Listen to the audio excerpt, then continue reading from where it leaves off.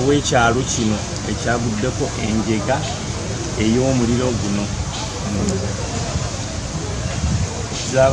Zibadde ssaawa 10 olw'ekiro nfuna okutegeezebwa nti abatuuze bo awali galagi bakolera entebe wakutte omuliro, era nenkubira poliisi kyamusikunje olwaleero poliisi egezezzaako okukola omulimu gwayo. Batuuse mu budde ne bataasa ebirinaanyeewo, naye nga wo wano tebasobodde kutaakiriza. Wadde galagi mugiriddemu emmotoka eziwera 14, wabaddewo ebyalaani, wabaddewo entebe z'abantu abadde bakola entebe. Tebasobodde kugyawo kintu kyonna kitaasibwawo, naye nga omuliro guno gulowoozebwa okuba nga gwakumiddwa lukumwa okusinziira ku nkaayana ezibaddewo wakati wa keyateeka w'ekifo ekyo n'abakozi ababadde bakolerawo, kubanga balina ssente zaabwe ze batereka eza buli mwaka bazigabana mu Desemba. Kaakati babadde balina zigabana lunaku lwaggulu. Chairman oyo ate nga ye keyateeka w'ekitundu abadde azikwata n'abategeeza ssente zaabwe teziriiwo zonna.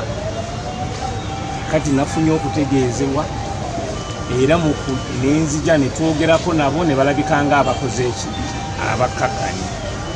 Bwe navuddewo ate omukyalo oyo keyateeka w'ekifo ekyo Lucy Nakkawa n'alondamu abamu n'abasasula ssente, abalala n'abakolaki n'abalekawo, n'alondamu wadde balinamu ssente nnyingi n'abasasulako.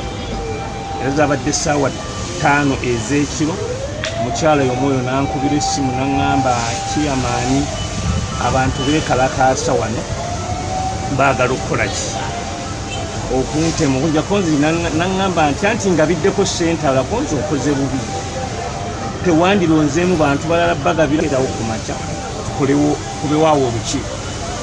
Zibadde essaawa 10 ez'ekiro era nenfuna essimu okuva ewa defense n'aŋŋamba wano oba bannakakaawa twakituba Nakkawa wonna wakutte omuliro. Nentambulirawo nenzija nenza okujja ne mugamba sooka okubire ku poliisi, nange nenkubira osi ez'okumakya.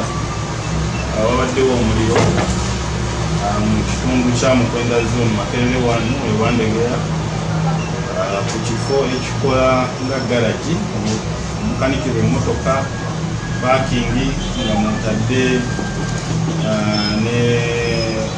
n'ekifo we bakolera ebibajje batereka embaawo. Waliwo kawoteri akabaddewo, waliwo abakyala abadde batereseemu ebiviiri, era nga ebintu ebyenjawulo bikutte omuliro omuli enviiri zino, ebyuma esomiiru, ebyuma bye bakozesa okutunga engoye, ebifaliso, ebiviiri n'emmotoka 14. Ku mmotoka 13 zo ziyidde ne ziggwerawo ddala, naye ng'emu ekyalabibwako nti ye ekyali mmotoka ogwa ne namba plate erabika. Era ne mu okuddamu okunyonyola ku mmotoka mulimu emmotoka emu etutegedde nti nebadde ya gavumenti yali yaleetebwawo kuba nti nekanikibwa. Kyenyinza okukakasa omuliro guno poliisi oluvannyuma lw'ogutegeerako yabadde teri wala obaako wenywa amazzi. Emmotoka yaffe enzikuza omuliro yadduse mangu nnyo n'etandika okulwanyisa, naye nga bamuwulidde yenyinyonnyodde bye tubadde tulwanyisa nabyo si byangu byakuzikiriza. Omuli amamotoka getuteebereza okuba nti gabaddemu amafuta, omuli emifaliso, omuli ebiviiri, ebibajje. Si bintu nti bibadde byangu nnyo okuzikiriza, era njagala okubategeeza nti omuliro gwatandise ku ssaawa 10 bwakazikira eddakiika ntono nnyo emabega ate tuli mu ssaawa 7. So tugezezzaako kyonna ekisoboka era nga twagala okukakasa nti tewali n'omu afunye ebisago oba afiiridde mu muliro guno, wabula nga twatandise dda n'okunoonyereza ku kiyinza okuba nga kyekiguddeko omuliro. Waliwo abantu oba abatuuze naddala bafiiriddwa ebintu byabwe, abantu bafiiriddwa ne batandika okwemulugunyako. Era omu ku bbo abaddewo ku gurawundi nga bamuyita Ssenga Nakakaawa, ye poliisi yemuyina kumukwata kiddiridde abatuuze abadde bagezaako okuba batwalira amateeka mu ngalo nga bamulumiriza okuba nti yali emabega omuliro ogwakudde. So tulina ebibuuzo bingi tugenda okubuuza nga tujja kuba tubabuuza ebisingawo. Ekiriwo ekirala nti abantu abakolera muno babadde balina ekibiina mwe batereka ssente, era kigambibwa nti olunaku olwajjo bagenza okugabana ssente nga zibulako, wabeerawo abantu abamu abavuddeyo ne balaga tali bumativu era ne basuubiza okubaako kyebagenda okuba nti no bakola mu mbeera ey'okutiisatiisa.